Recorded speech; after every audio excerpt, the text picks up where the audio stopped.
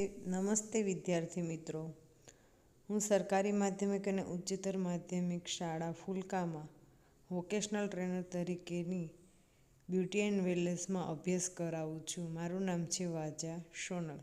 વિદ્યાર્થી મિત્રો, ધોરણ 10માં આજે આપણે એકમ 3 મેકઅપની સેવાઓ સેશન 2 છે મેકઅપની તૈયારી કે મેકઅપની તૈયારી કરવા માટે જોઈએ. તો આપણે તેના પહેલો મુદ્દો છે કાર્યક્ષેત્રને તૈયાર કરવું અને મેકઅપ બ્રશના પ્રકાર. સેશન 2 મેકઅપની તૈયારી. આ એકમને પૂરું કરતા વિદ્યાર્થીઓ આ કરવા માટે સક્ષમ થશે. સલૂન માર્ગદર્શિકા મુજબ કાર્યક્ષેત્ર તૈયાર કરવું. મેકઅપ માટે ઉપયોગ કરવામાં આવતા જુદા જુદા પ્રકારના બ્રશની ઓળખ કરવી તથા તેની યોગ્યતા કહેવી. આદર્શ માર્ગદર્શિકા મુજબ સાધનોને સાફ કરવામાં. હવે જોઈએ કાર્યક્ષેત્રનું આયોજન કે દ્રશ્ય મૂલ્યાંકન ચર્ચા વિચારણા પછી એક બ્યુટી થેરાપિસ્ટને ગ્રાહકની સૂચવેલા ઉપચાર મુજબ કાર્યક્ષેત્રને વ્યવસ્થિત કરવા માટેની જરૂરિયાત હોય છે કે જે કાર્યક્ષેત્ર છે તેને વ્યવસ્થિત કરવું એ જરૂરી છે. કાર્યક્ષેત્ર હોવું જરૂરી છે. તો કે આપણે જે મેકઅપ માટે કાર્યક્ષેત્ર તૈયાર કરીએ છીએ તો કેવું હોવું જોઈએ? તો કે કાર્યક્ષેત્ર છે તે સ્વચ્છ અને સાફ હોવું જોઈએ.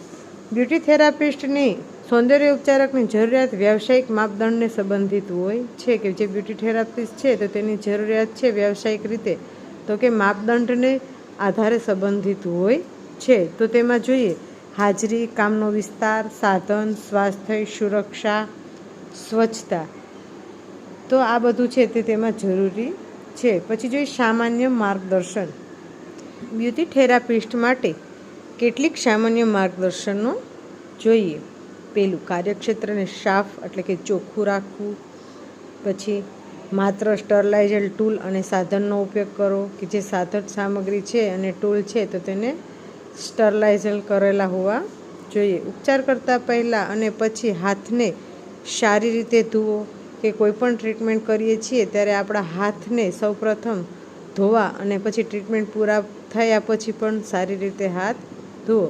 સંક્રમિત ભાગો પર ક્યારેય પણ મેકઅપ ન લગાવવો જોઈએ કે જ્યાં વાગેલું હોય છે એવા ભાગો હોય છે સંક્રમિત, તો ત્યારે ક્યારેય મેકઅપ લગાવવો ન જોઈએ. કચરાના નિકાલને એક યોગ્ય કન્ટેનરમાં સુરક્ષિત અને સ્વચ્છ રીતે કરવો. જે કચરાનો નિકાલ છે તો તેને યોગ્ય કન્ટેનર અથવા તો ડસ્ટબિનમાં છે તે સુરક્ષિત રીતે સ્વચ્છ રીતે કરવો.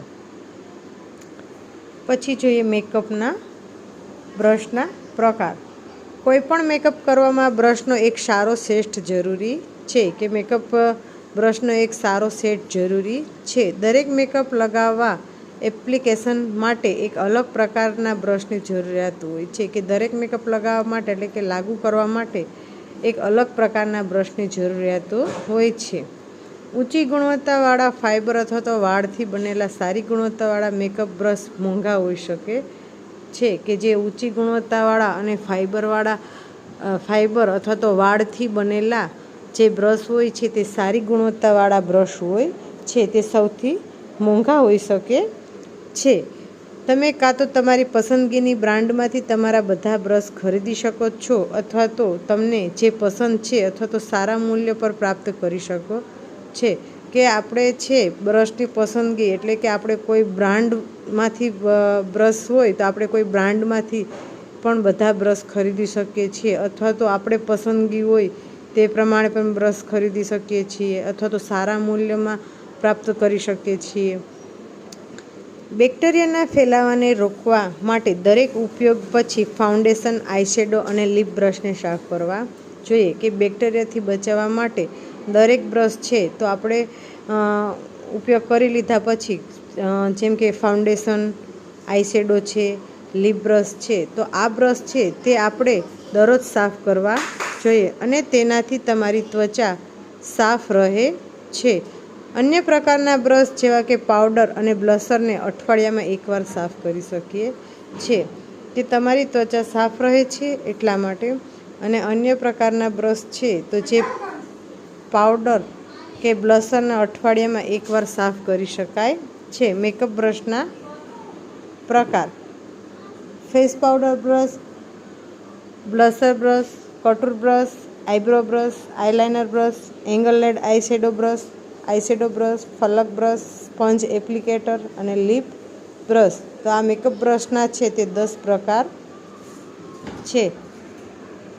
ફેસ પાવડર બ્રશ તે એક સુંવાળી અને ખામી રહિત ફિનિશિંગ ઓફ આપવા માટે ડિઝાઇનિંગ કરવામાં આવ્યું છે. ફેસ પાવડર બ્રશ છે તે એક સુંવાળી અને ખામી રહિત છે તો કે ફિનિશિંગ એટલે કે ઓફ આપવા માટે ડિઝાઇન કરવામાં આવ્યું છે, જે પીંછીની બનાવવા માટેના વાળ એટલે કે તરલ પદાર્થના એપ્લિકેશનને લાગુ કરવા માટે એક પાતળા ટિપ્સ એટલે કે અણીની સાથે સજ્જડ પેક કરવામાં આવ્યા છે. બ્રશને પહેલાં ગરમ પાણીમાં ડૂબાડો અને એક ટુવાલ અથવા તો ટિશ્યુમાં વધારે સારી રીતે નીચો. આના દ્વારા વધારે સમાન વિતરણ મેળવવામાં મદદ મળશે, જેવું કે તે ભેજવાળી, કુદરતી અથવા તો ફાયર સ્પંજ સાથે કરો.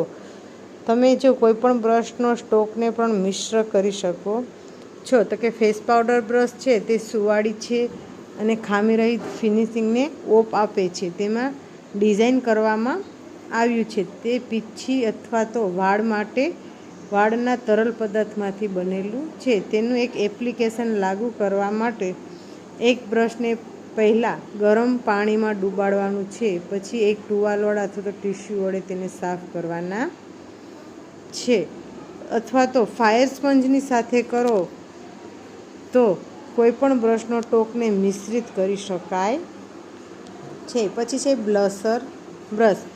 સારી રીતે બનાવેલા મુલાયમ વાળવાળા બ્રશને ઉપરનો ભાગ ગોળાકાર હોય છે, જે તમારા ગાલના ઉપસેલા ભાગને એક ઓફ આપવા માટે એકદમ યોગ્ય હોય છે. જે સ્વીપ કરો અને તમારા ગાલના હાડકાની સાથે મિશ્રણને બ્રશને તેમના હેર લાઇનમાં ખેંચો.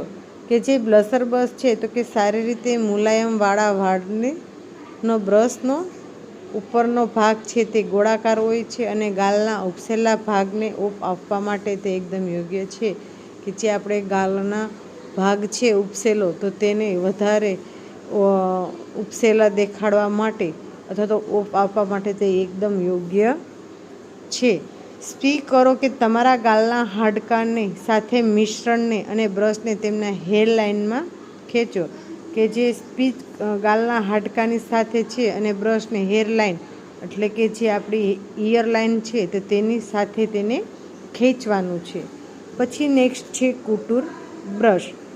ગાલના હાડકાની નીચે કુટુર પાવડર લગાડવા માટે ચહેરાને ચમક અને હાઇલાઇટ કરવા માટે ઉપયોગ કરવામાં આવે છે. જે ગાલનું હાડકું છે તેની નીચે છે કુટુર પાવડર લગાડવામાં આવે છે અને ચહેરાને ચમક અને હાઇલાઇટ પણ કરવામાં ઉપયોગ કરવામાં આવે છે. નેક્સ્ટ છે આઈબ્રો બ્રશ. આઈબ્રો બ્રશનો મુખ્ય રીતે આઈબ્રાનો આકાર આપવા માટે ઉપયોગ કરવામાં આવે છે. આઈબ્રો બ્રશ એ નાના નાયલોનવાળા વાળના પીંછાનો હોય છે. આઈબ્રો બ્રશ છે તો આપણે મુખ્યત્વે રીતે આઈબ્રાને આકાર આપવા માટે પણ ઉપયોગી થાય છે અને તે નાના નાયલોનવાળા વાળના પીંછામાંથી બનેલા હોય છે. નેક્સ્ટ છે આઈલાઇનર બ્રશ. આનાથી આઈલાઇનરને એક રીચર અને વધારે અલગ આંખ માટે લેસ લાઇનમાં ઉડાણથી લગાડી શકાય છે. ધીરેથી એક સ્મોકી આંખ માટે લાઇનને નરમ કરવા અને મિશ્રણ કરવાના હેતુથી ઉપરની તરફ બ્રશ કરો. કે આઈલાઇનર બ્રશ છે તો આપણે આંખ માટે એક લેસ લાઇનરને ઉડાણપૂર્વક લગાડી શકાય છે અને આંખ છે તે મોટી દેખાય છે એટલે આઈલાઇનર લગાડી શકીએ છીએ. તે એક ધીરેથી એક સ્મોકી આંખ તરીક માટે લાઇનમાં નરમ કરવા માટે અને મિશ્રણ કરવાના હેતુથી ઉપરની તરફ છે તે બ્રશ કરવાનો છે. નેક્સ્ટ છે આઈશેડો બ્રશ. ફોમ ટીપનો ઉપયોગ કરી પેન્સિલની કઠોર રેખાને નરમ કરવા માટે કરવામાં આવે છે, જે એક સ્મોલિંગ ફિનિશિંગ માટે આપે છે. આઈશેડોને લગાવવા માટે મોટા બ્રશોનો પણ ઉપયોગ કરવામાં આવે છે. કે જે ફોમ ટીપ છે તેનો ઉપયોગ કરીને પેન્સિલની કઠોર રેખાને નરમ કરવા માટે પણ કરવામાં આવે છે અને એક સ્મોલ્ડરિંગ ફિનિશિંગ પણ આપે છે. આથી આઈશેડોને લગાવવા માટે મોટા બ્રશો પણ ઉપયોગ કરવામાં આવે છે. નેક્સ્ટ છે લિપ ફિલ્ટર બ્રશ.